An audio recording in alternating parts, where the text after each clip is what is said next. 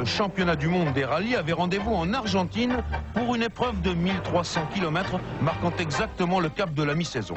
L'Argentine comportait 3 étapes se déroulant à 100% sur la terre et mettait aux prises les 3 équipes de pointe de la compétition routière, Mitsubishi, Ford et Subaru, et par conséquent 3 chefs de file. Tommi Mäkinen, le leader du championnat du monde chez Mitsubishi.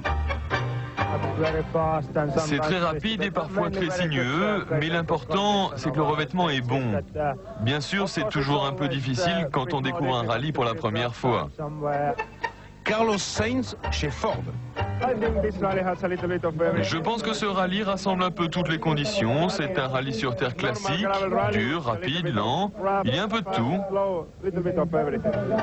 Et le champion du monde en titre, Colin McRae chez Subaru. Dès le départ de la première étape, la bataille fait rage entre les 3 hommes. Mäkinen s'installe immédiatement au commandement de la course.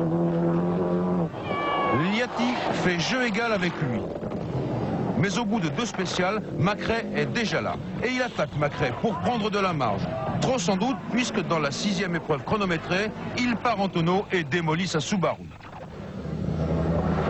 Du monde qui voit s'envoler la perspective d'un 2e titre. C'est comme si le capot avait touché l'avant du moteur et endommagé la courroie d'arbre à cames. Le moteur a redémarré et s'est arrêté quelques mètres plus loin. Voilà qui devrait faire en théorie les affaires de Carlos Sainz. Or, c'est l'inverse. L'Espagnol doit faire face à un grave problème de transmission qui oblige l'équipe Ford à cannibaliser la voiture du Belge Bruno Thierry, l'équipier de Sainz, ce que Bruno accepte sportivement. Carlos se bat pour le titre mondial et ici, il n'y avait pas la pièce nécessaire. C'était normal qu'elle soit prélevée sur ma voiture. C'est régulier, je comprends ça. Au soir de la première étape, Mitsubishi est en tête de la course avec Mäkinen, très rapide mais en même temps très régulier.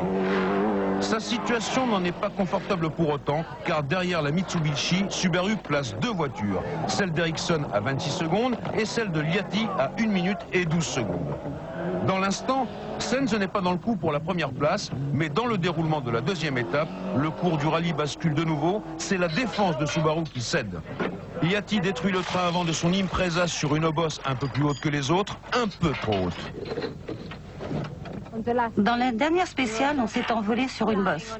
Mais envolé comme jamais. Jamais ça ne m'était arrivé dans ma vie.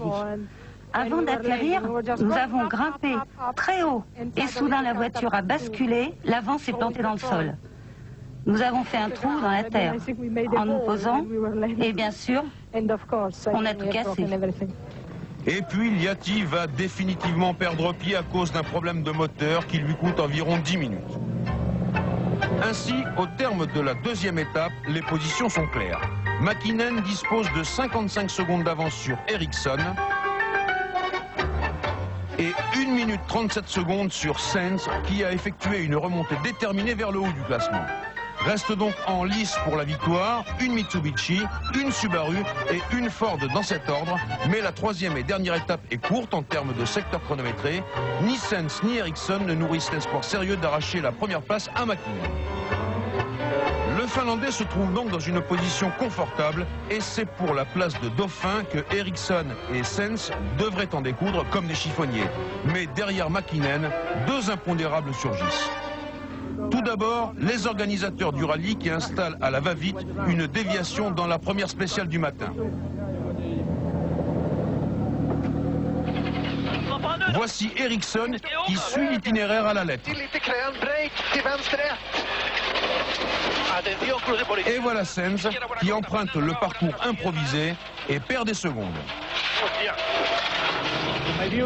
Nous risquons notre vie en étant des professionnels. Or, ici, les organisateurs ont prouvé qu'ils n'étaient pas des professionnels, tout juste des amateurs, de purs amateurs.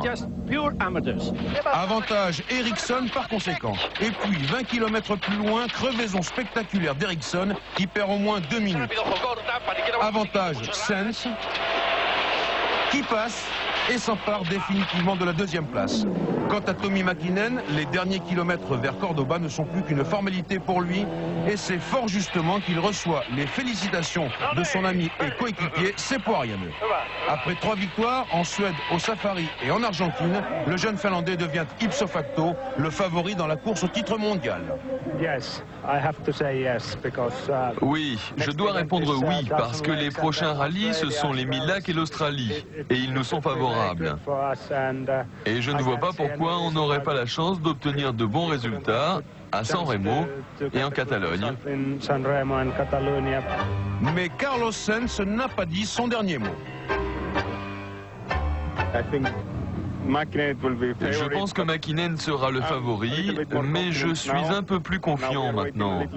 Nous attendons quelques petites évolutions sur le moteur, et quand elles seront là, ça ira beaucoup mieux pour moi. À noter que Patrick Bernardini, vainqueur du rallye Monte-Carlo, a fini en 9e position.